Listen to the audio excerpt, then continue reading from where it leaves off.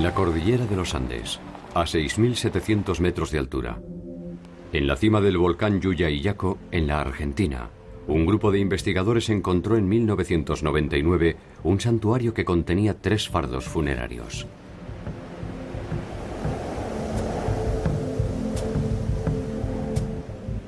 Corresponden a 3 niños de escasa edad que fueron sacrificados hace más de 500 años.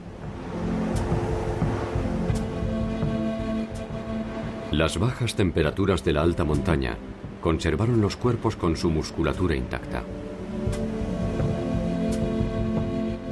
Sus ropas estaban en buen estado. No poseían traumatismos ni daños corporales. Se encontraban recostados con sus piernas cruzadas y podría decirse que simplemente se habían quedado dormidos.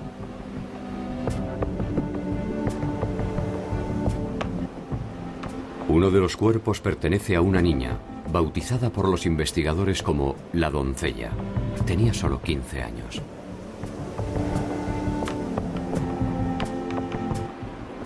La niña del rayo no tenía más de 6 años y fue llamada así porque un rayo calcinó su cuerpo en algún momento posterior a su muerte.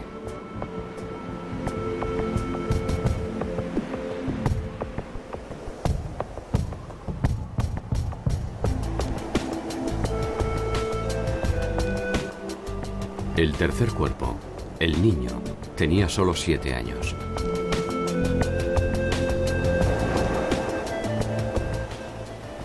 Junto a ellos se encontraron una serie de ofrendas, finas piezas de cerámica, exquisitos tejidos y algunos collares, entre los que destacan unos de color rosado realizados con muyú, un bivalvo originario de las costas del Ecuador y que fue conocido como el oro rojo de los incas.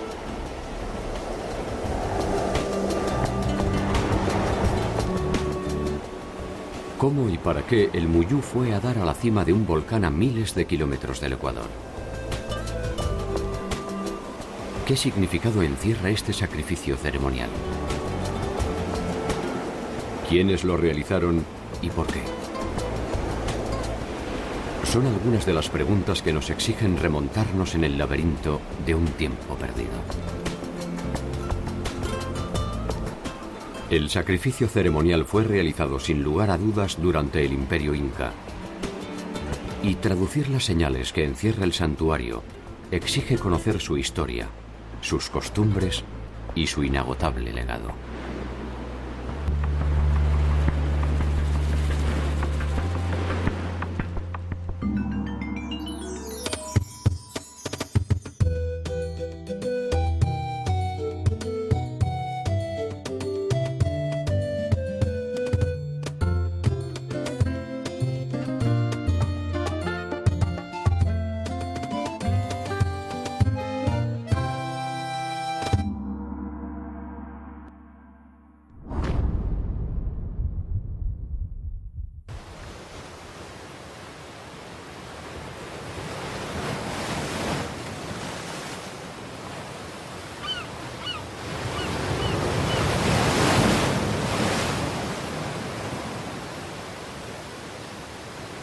El muyú, oro rojo u oro de los incas, se reproduce en aguas cálidas al norte de Perú y el Ecuador y responde al nombre científico de Spondylus. Tenía para los incas un significativo contenido ornamental, pero también religioso.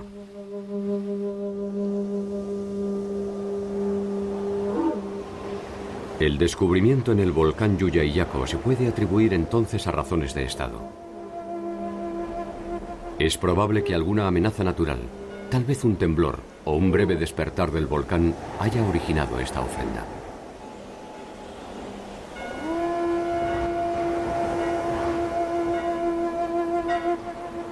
Los incas solo practicaban sacrificios humanos en situaciones excepcionales y en virtud de un principio básico para el funcionamiento de su mundo. Si algo se le pedía a los dioses, estos debían recibir algo a cambio. La cultura inca es una original y aparte. Naturalmente, inca es un término que se usa para los últimos 100 años de la cultura prehispánica. Pero ese término significa miles de años de cultura anterior a los incas.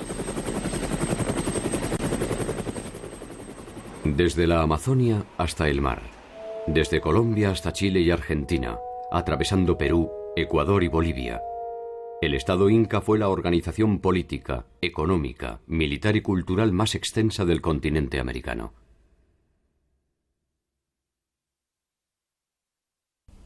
Si hubiera sobrevivido hasta nuestros días, las actuales ciudades de Quito, Guayaquil, Trujillo, Lima, Cuzco, Arequipa, La Paz, Potosí, Salta, Tucumán, Viña del Mar y Santiago de Chile, entre otras, estarían dentro de su territorio.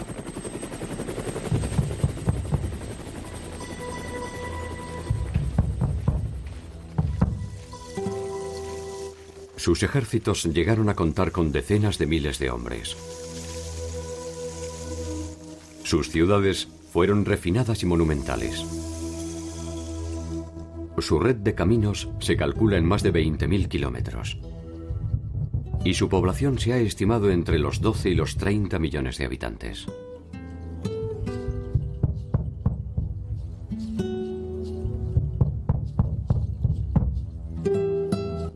El nombre con el que los incas identificaban a su territorio era el de Tahuantinsuyo, y estaba dividido en 4 grandes suyus, o regiones. Chincheysuyo, hacia el norte, el Contisuyo, al oeste, Antisuyo, al este, y el Collasuyo, al sur. La referencia a partir de la cual se realizaba esta división era su capital, Cuzco.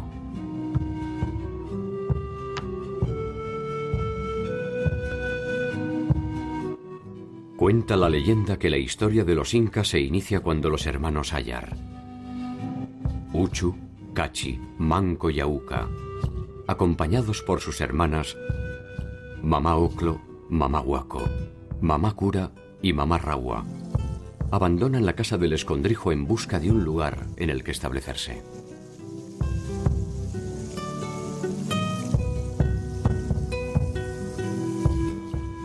No hay acuerdo a propósito de si se trató de Ayar Manco o de Mamá Huaco, pero uno de los dos fue el que logró enterrar una vara de oro en el lugar en el que se fundaría Cuzco.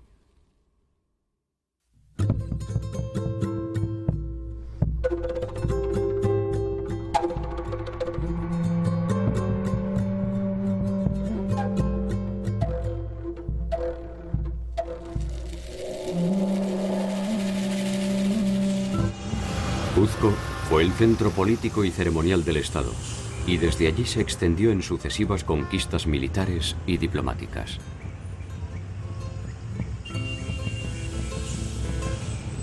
Sin embargo, su imperio fue uno de los más efímeros, y solo se desarrolló con plenitud durante poco menos de 100 años.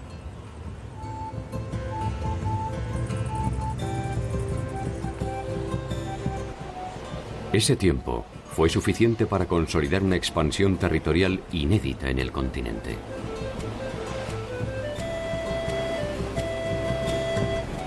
A lo largo y a lo ancho de su territorio construyeron obras de infraestructura militar, ceremonial y productiva. Algunas de naturaleza monumental y otras cuya naturaleza es inexplicable.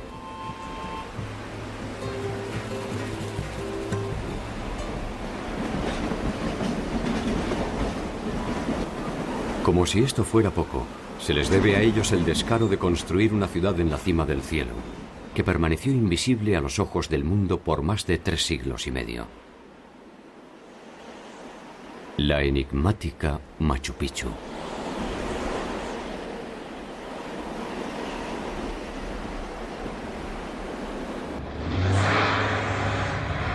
Hacia el año 1200, Cuzco había dejado atrás su condición de población rural y bajo el liderazgo de Manco Inca, iniciaba sus primeras conquistas en las regiones aledañas.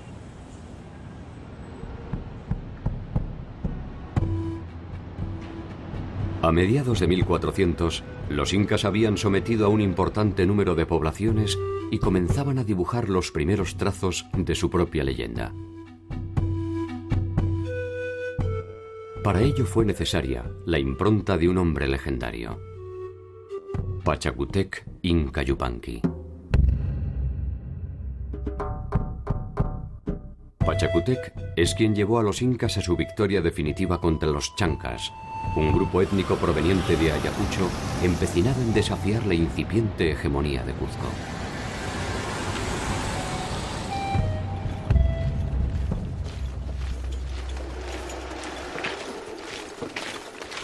El enfrentamiento entre ambos grupos era histórico e irreversible. En aquella ocasión, los chancas marchaban sobre Cuzco, y Viracocha, que estaba al mando de la ciudad, huye de la misma dejándola sola e indefensa.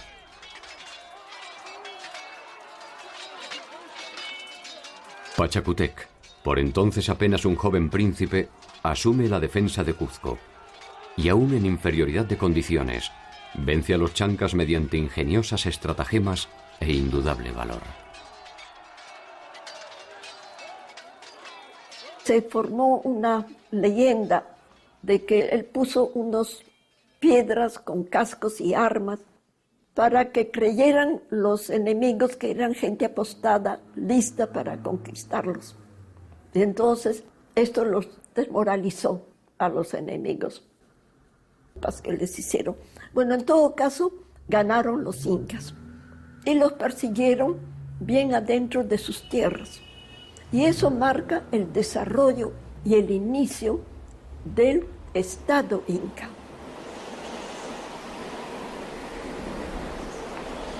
El triunfo inca inicia el liderazgo de Pachacútec, quien recibe en el templo de Inti Cancha el mandato divino para ser, de ahí en adelante, el soberano de todos los incas bajo el nombre de Pachacútec Inca Yupanqui, cuyo significado es el que transforma el mundo.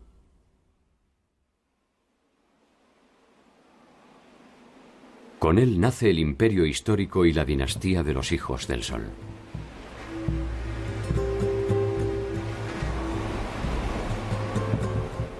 Pachacútec cambia radicalmente la historia de los incas. Hace evacuar el Cuzco y lo reconstruye íntegramente según su propia visión del mundo.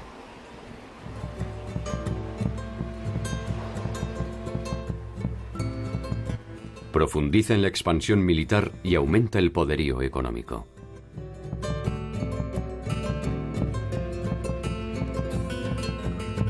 La construcción de caminos se transforma en una necesidad estratégica que permite no solo el movimiento de sus tropas, sino la intensificación del intercambio de bienes y servicios.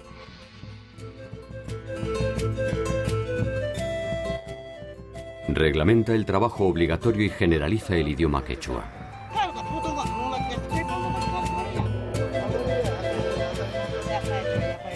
Construye palacios monumentales, casas de descanso, templos y fortalezas en torno a Cuzco, que ahora sí derrama su sombra de poder sobre el territorio.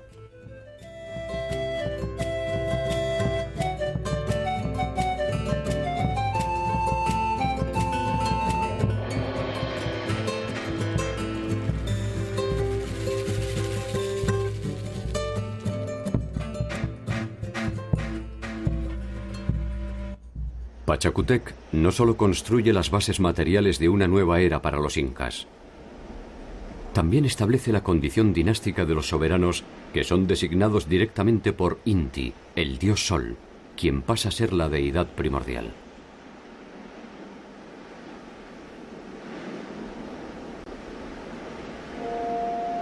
Inicia la segunda expansión del Estado.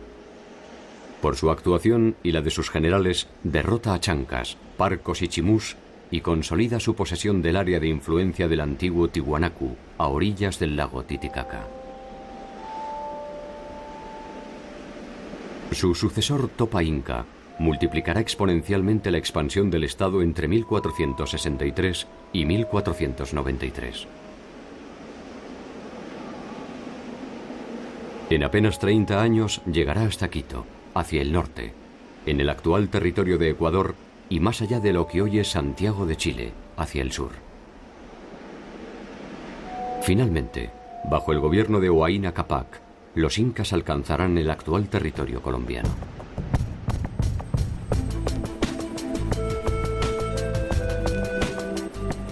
Esta monumental expansión es el fruto de la combinación de un extraordinario poder militar con la decisión política de armonizar un territorio bajo reglas que encuentran su sentido en la milenaria cultura andina.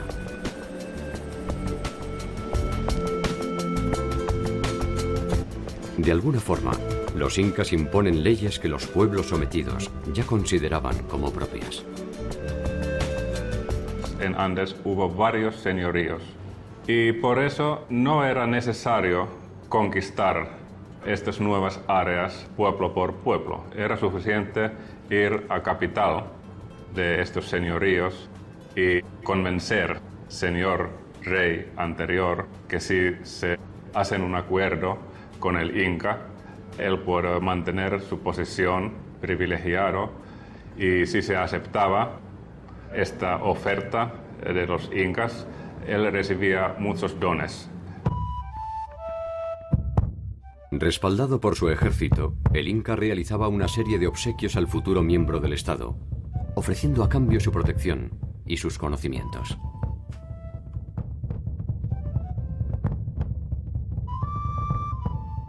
Si algún pueblo se rebelaba ante la invitación, las consecuencias podrían ser desproporcionadas y ejemplificadoras.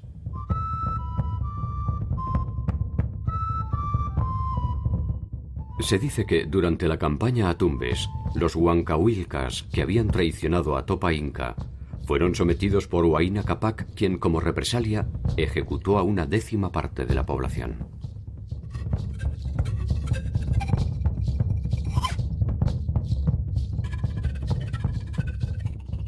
A los curacas supervivientes se les extrajeron 2 dientes superiores y 2 inferiores, para que todos identificaran a quienes osaron desafiar al Inca.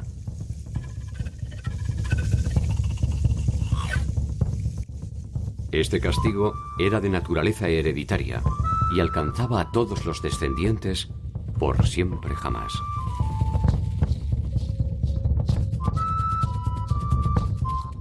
Tarde o temprano, a veces con tenue convencimiento, a veces bajo el influjo de las armas, uno a uno, los pueblos vecinos pasaron a formar parte del Estado Inca.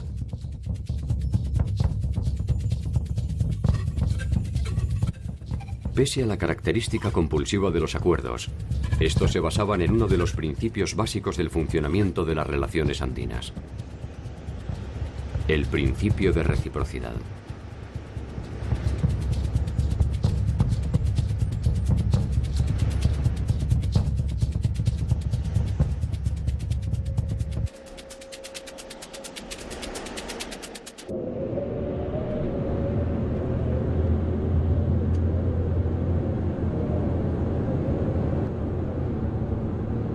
Primeras hordas que llegaron a estos lugares del mundo, llegan y encuentran un territorio hostil, difícil de conquistar.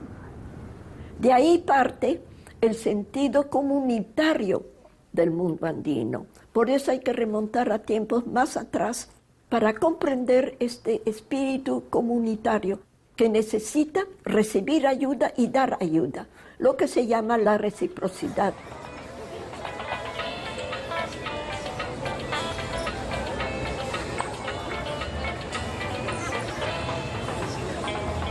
La reciprocidad viene de ahí.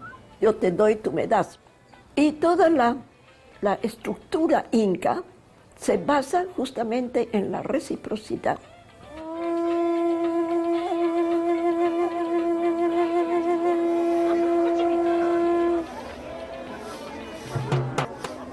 El principio de reciprocidad regía todas las relaciones del mundo andino. Las del Estado con sus habitantes, las de sus habitantes entre sí, e incluso las sobrenaturales, es decir, la comunicación con los dioses. Esta última daba origen a una reciprocidad distinta, la reciprocidad asimétrica. Las ofrendas realizadas a los dioses podían no tener contraprestación por parte de estos. América no conocía moneda, entonces tenía que tener otra cosa para sustituir la moneda. Acá no había venta ni compra, había la reciprocidad y la unidad de valores. Por tantos granos que yo te doy, tú me das tantos recipientes de chicha. Y no había la idea de lucro, sino de intercambio.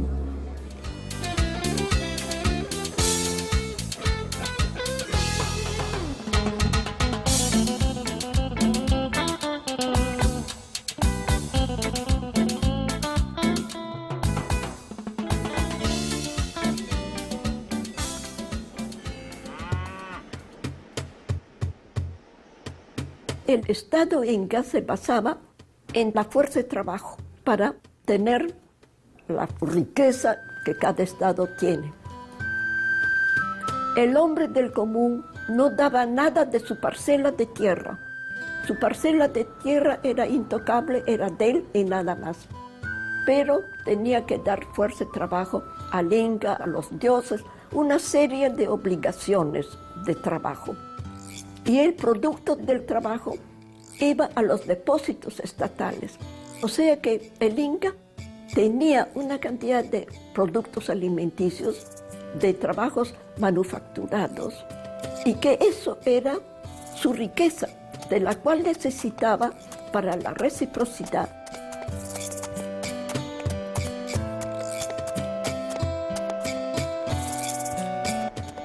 Así como en la naturaleza, la noche sigue al día y la cosecha a la siembra, el hombre se integraba a la sociedad mediante el aporte de su trabajo durante un ciclo que podía ser variable de acuerdo a la actividad a desarrollar.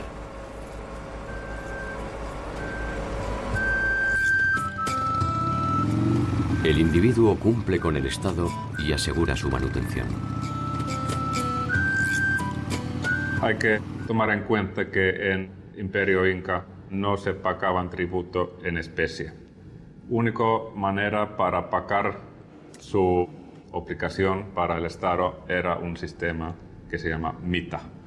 Mita era obligación de mano de obra de todos hombres adultos para hacer un servicio para el Estado y también para la Iglesia.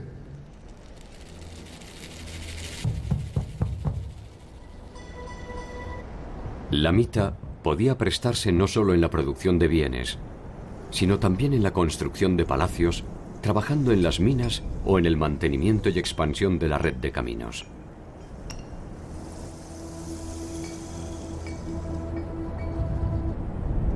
Los que cumplían la mita guerrera debían servir al Inca en sus conquistas o sofocando rebeliones.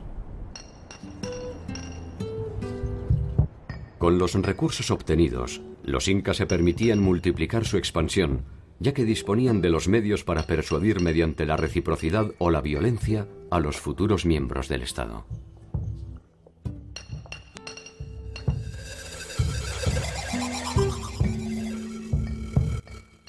El trabajo era un valor fundamental de la sociedad incaica, y como tal, la holgazanería era castigada severamente. Existían, sin embargo, periodos establecidos para el descanso y el esparcimiento. Otros tribus pagaban este tributo bailando para Inca. Sabemos que, por ejemplo, en Callabaya, una parte de población tenía que especializarse en baile y canto. Y cuando hubo unos actos importantes del Estado, ellos estaban bailando y cantando. Era su servicio del Estado. En el Imperio Inca era muy importante que todos jóvenes, adolescentes, tenían que casarse, porque cuando se casaba tenían todas las obligaciones para trabajar para el Estado. Y por eso anualmente estos gobernadores incas viajaban a las provincias y obligaron a mujeres y hombres a tomar su pareja y casarse.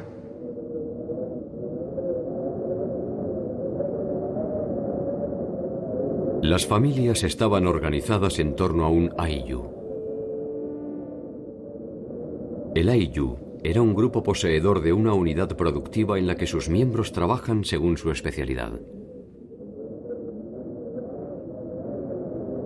Podían ser artesanos, tejedores o agricultores.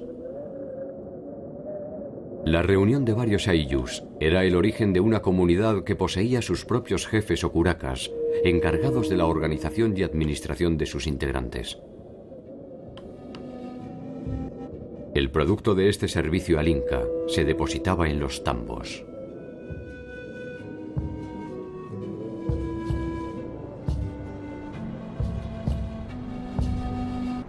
Los tambos eran depósitos que funcionaban como núcleos de enlace entre las poblaciones y, de acuerdo a sus proporciones, podían ser, además, centros administrativos, residencias de descanso o meros puestos de relevo.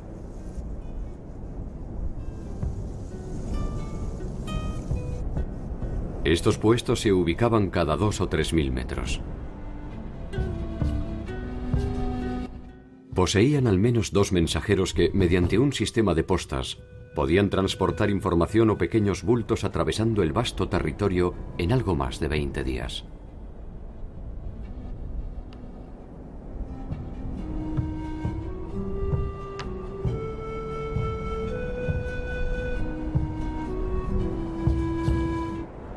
Los caminos y los sofisticados puentes colgantes enlazaban el territorio y eran un elemento primordial de infraestructura estatal. Por ellos se movilizaban los administrativos, los nobles y los ejércitos.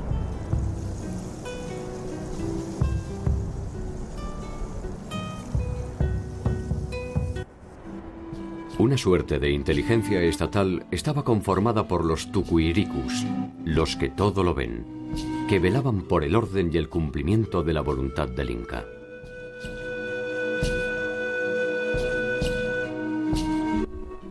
Esa voluntad se traducía en un inédito sistema de convivencia en el que se combinaban el trabajo individual y el aporte colectivo. Cada victoria obtenida era el germen de una nueva conquista. Se aumentaban las tierras de cultivo, eligiendo las más productivas de los pueblos sometidos. Se acrecentaba así el poder del Inca en la misma medida en que se debilitaba el señorío conquistado. El Estado Inca era muy jerárquico, así que para los incas, clases sociales y distancia entre las clases sociales era una cosa básica.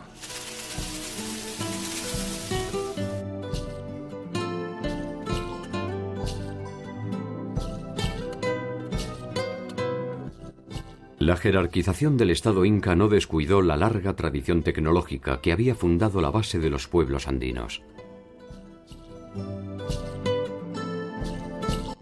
El conocimiento también formaba parte de este circuito de intercambios.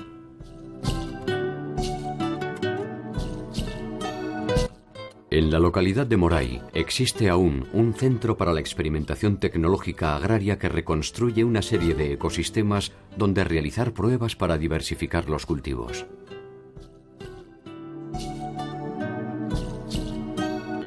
Allí se conocían y se exploraban cada uno de los ciclos de siembra, que posteriormente serían transmitidos a los nuevos miembros del Estado.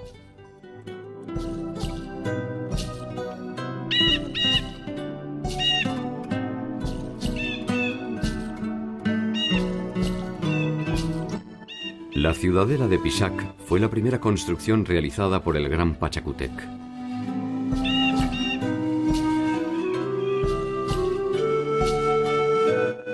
Se trata de una obra de carácter ceremonial y defensivo que se utilizaba también como residencia.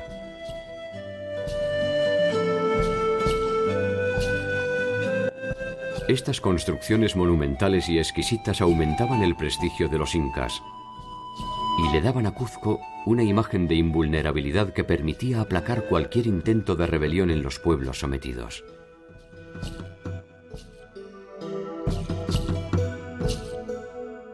no era solo prestigio, porque también tenía mucho poder militar, casi 1 millón de hombres accesible para cualquier guerra que Inca quería competir. Y era una combinación de poder real y poder simbólico. Cuzco llegó a albergar más de 300.000 personas en el momento de la llegada de Pizarro, al mando del ejército invasor. Lo que empezó como una aldea rústica se transformó íntegramente bajo el gobierno de Pachacútec.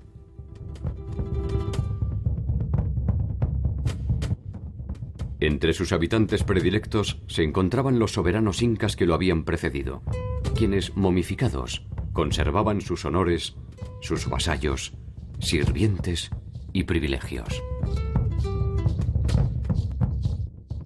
En las fiestas ceremoniales o cívicas, sus cuerpos eran llevados a la plaza central.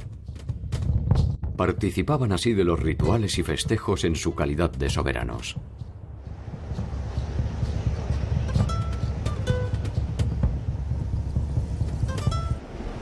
Fueron muchos e increíbles los logros y glorias alcanzados por Pachacútec.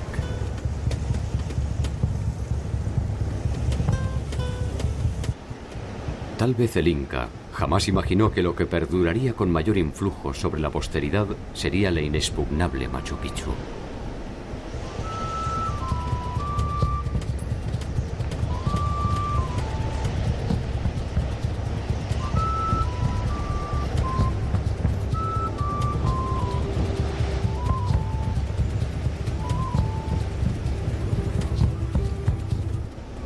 Su sola observación alcanza para comprender la verdadera dimensión de la civilización inca.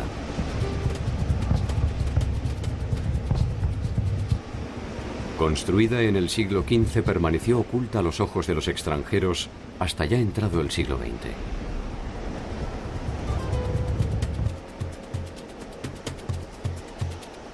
Después de la invasión española, y más allá de la cruda resistencia de los incas, el secreto se mantuvo en la montaña sin que nadie desvelara su existencia.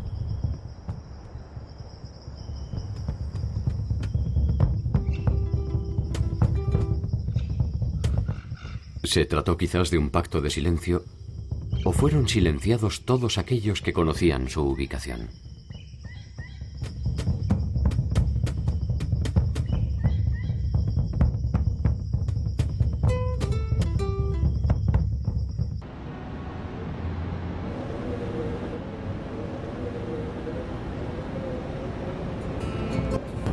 Ubicada a 130 kilómetros de Cuzco, a más de 2.200 metros sobre el nivel del mar, Machu Picchu es hoy la construcción más emblemática y conocida del Imperio Inca.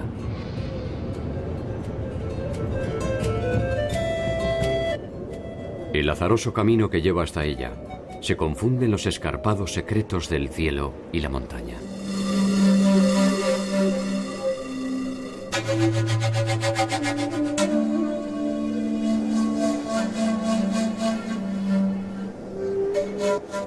Profundos abismos dificultan su acceso y ayudan a esconder su esquiva figura.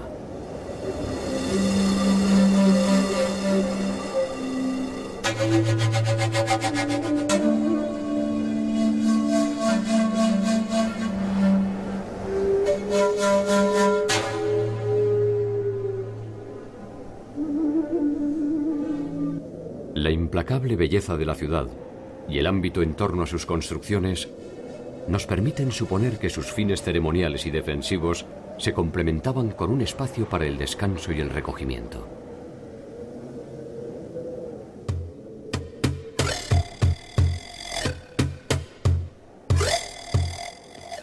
Sus edificaciones de piedra pulida recrean un recorrido casi inverosímil que desafía nuestra credulidad.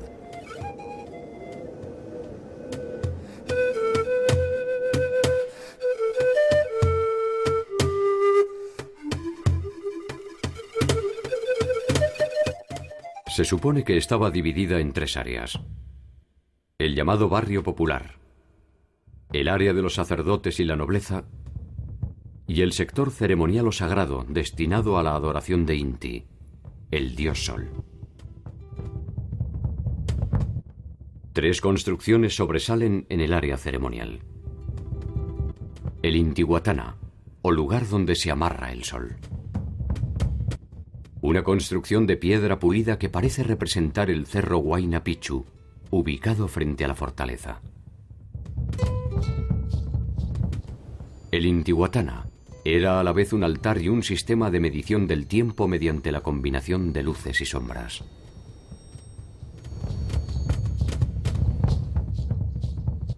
El Templo del Sol. Es una construcción que solo estaba reservada a los sacerdotes y al mismo Sapa Inca. Por último, el Templo de las Tres Ventanas. Es probablemente una estilizada representación del Tampu-Tocco, el lugar desde el que los hermanos Ayar iniciaron el periplo que terminaría con la fundación de Cuzco.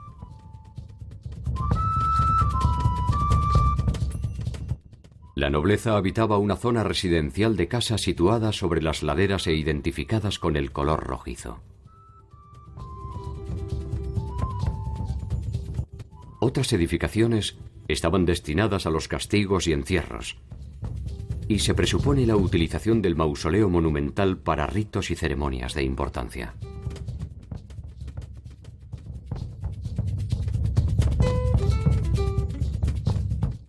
Separada de la zona residencial, la gente común desarrollaba las tareas productivas necesarias para el funcionamiento de la ciudad.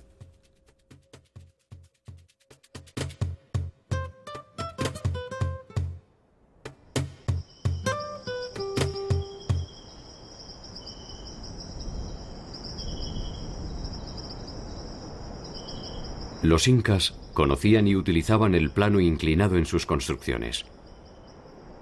Pero aún así, resulta difícil imaginar cómo fueron transportadas esas piedras hasta el lugar que termina abruptamente en un abismo de 600 metros de profundidad.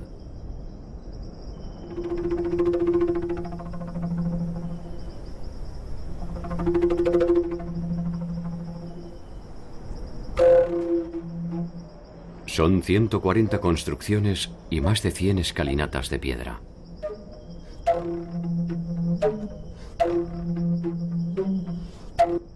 En su traza y en su entorno se puede pasar fácilmente del ámbito rural al urbano casi sin solución de continuidad.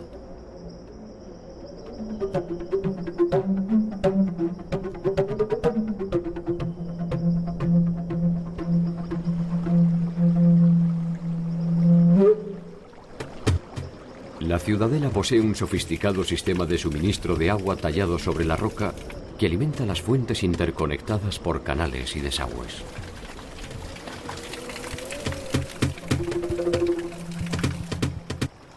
Un original sistema de riego se alimenta de este fluido vital conducido con inteligencia y moderación hacia las terrazas de siembra.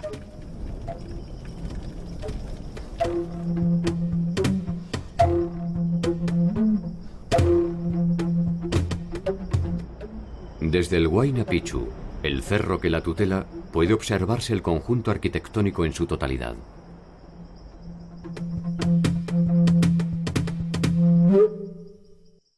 Abandonarse unos instantes a su contemplación es sustraerse de nuestro tiempo y apreciar la espiritualidad de ese espacio que vio los mejores tiempos de los incas.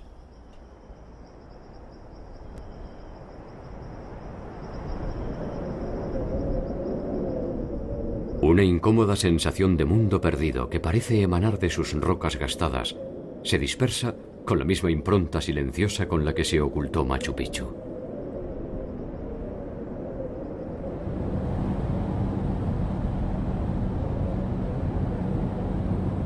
Si uno se deja arrastrar por los caminos del presente, no tardará en observar las mismas prácticas milenarias que perfeccionaron los incas.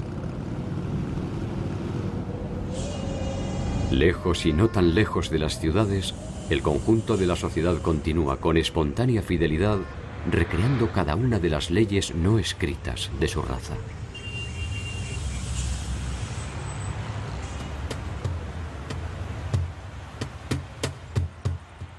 Cuzco era la sede del gobierno, y Machu Picchu parece haber sido un refugio secreto. Los tambos, las fortalezas y las ciudadelas formaban parte del circuito que el Inca realizaba en su territorio.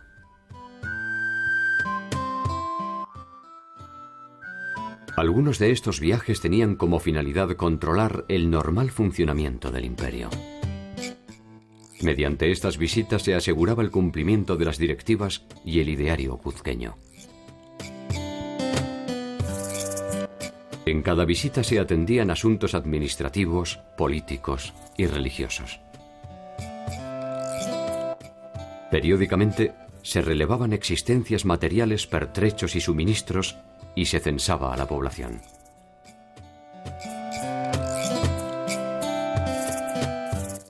Mediante los quipus se almacenaba esta información que permitía conocer con exactitud la cantidad de bienes y habitantes del imperio.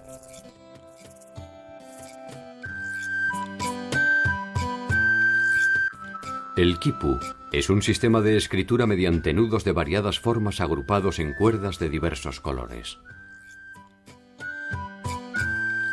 Preferentemente servía para registrar cantidades relativas a inventarios de cosas, nombres de personas, parentescos y tributos.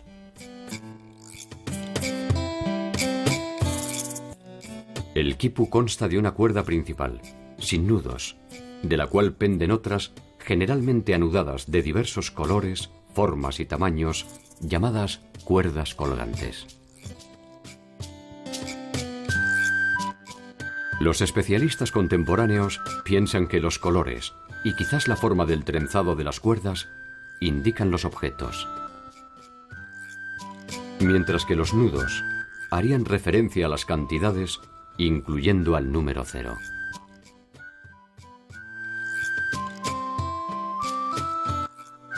Toda esta información terminaba en Cuzco.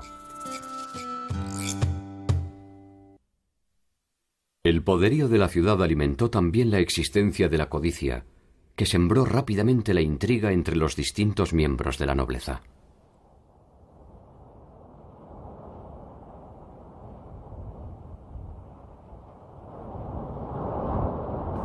La dimensión de las ambiciones creció con la misma voracidad que el mapa del imperio.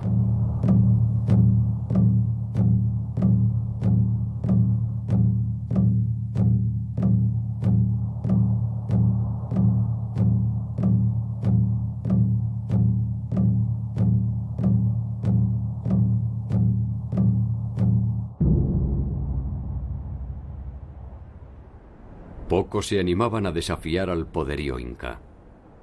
Ni curacas ni rebeldes. Los que lo hacían corrían el riesgo de ser aniquilados, castigados o, en el mejor de los casos, desterrados hasta el fin de sus días.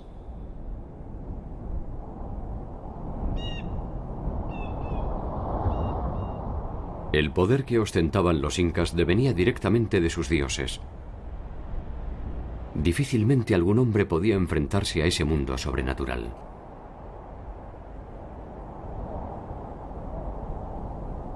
Aquellos dioses que pertenecían a sus enemigos habían sido silenciados bajo el influjo de su conquista.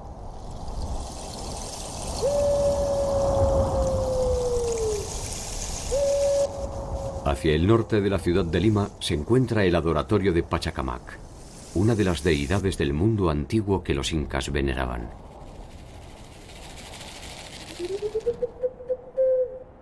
Algunos incas lo incluyeron como estancia durante sus viajes administrativos y de conquista, y construyeron en él algunas edificaciones para sus fines particulares. Entre ellas se encuentra una de las casas de las escogidas, o vírgenes del sol. La visión medieval europea ofreció una mirada entre prostibularia y supersticiosa a propósito de las casas de las escogidas.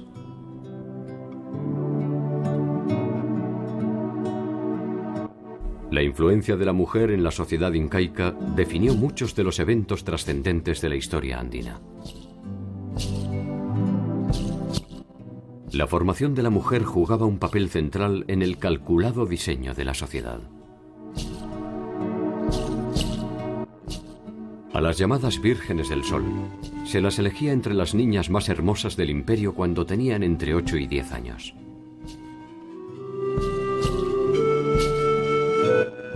Durante su estancia, se instruían en las técnicas del tejido, en la formación musical y en la elaboración de chicha, una bebida de base fermentada que se utilizaba en las celebraciones incas.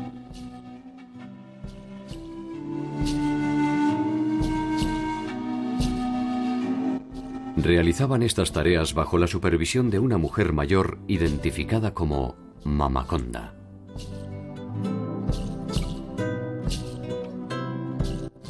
Permanecían en el lugar hasta los 14 años, cuando podían ser entregadas en matrimonio. Aquellas que se quedaban eran las consagradas al dios Sol, y de entre ellas se seleccionaban las elegidas para los sacrificios humanos.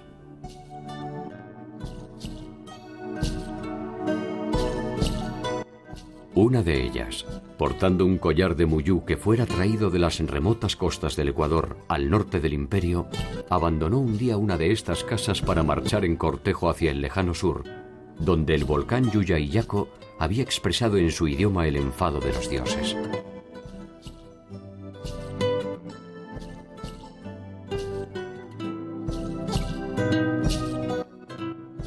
En su pequeño cuerpo, en sus pequeños pasos, late el peso de todo un reino. Ella va hacia la muerte como una ofrenda para que sus dioses restablezcan el equilibrio del mundo. Poco puede entender su trabajada pureza del verdadero fango que rige el destino de los hombres. Difícilmente pueda saber que el fin del imperio no será producto de un acto divino.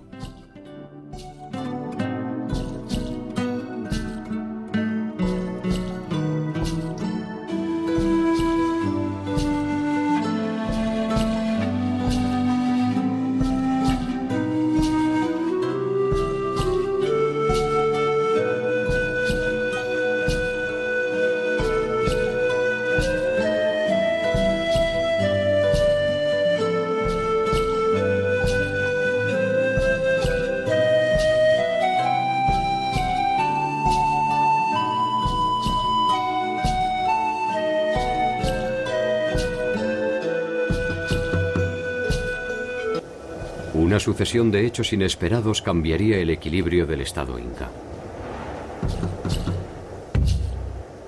Hacia 1493 se inicia el gobierno de Huayna Cápac, que traslada el eje de Cuzco hacia Quito, donde fija su residencia en forma casi permanente.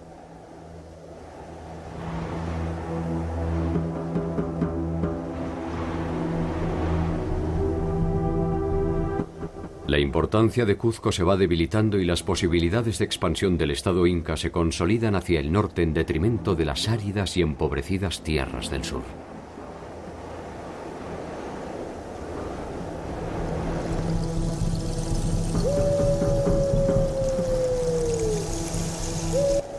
La muerte de Huayna Cápac dará inicio a las intrigas palaciegas que terminarán enfrentando a Cuzco y Quito. Las sucesiones incas son muy tumultuosas, con muchos asesinatos, intrigas, porque no había lo que hay en Europa, la primogenitura.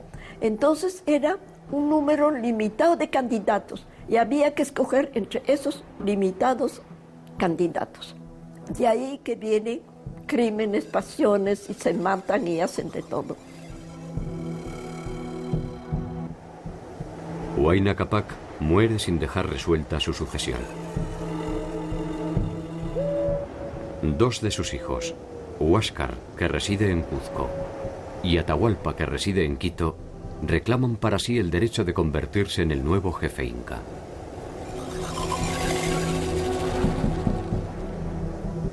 Por un tiempo, ambos comparten tensamente el control del Tahuantinsuyo.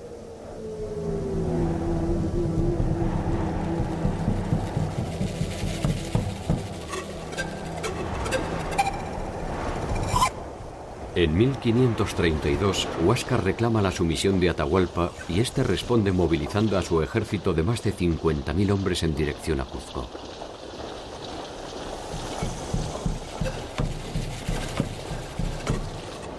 Fue el principio del fin del imperio más extenso de América.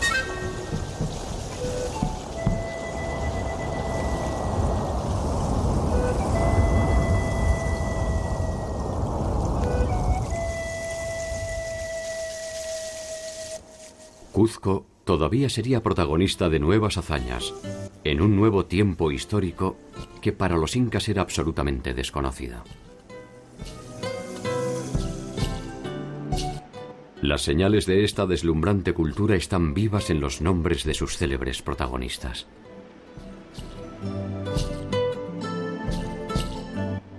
Por debajo de ellos, más allá del poder de sus ejércitos, más allá de sus intrigas palaciegas o de su temor reverencial, más allá de sus ciudades y sus monumentos, más allá de sus goces y sus derrotas, de sus miserias y de sus sombras. Anónimamente, por encima y por debajo de las marcas doradas de la historia, el hombre andino espera, encerrado en sus propias tradiciones, un nuevo tiempo en el que sus dioses no repetirán el oprobio de abandonarlos definitivamente.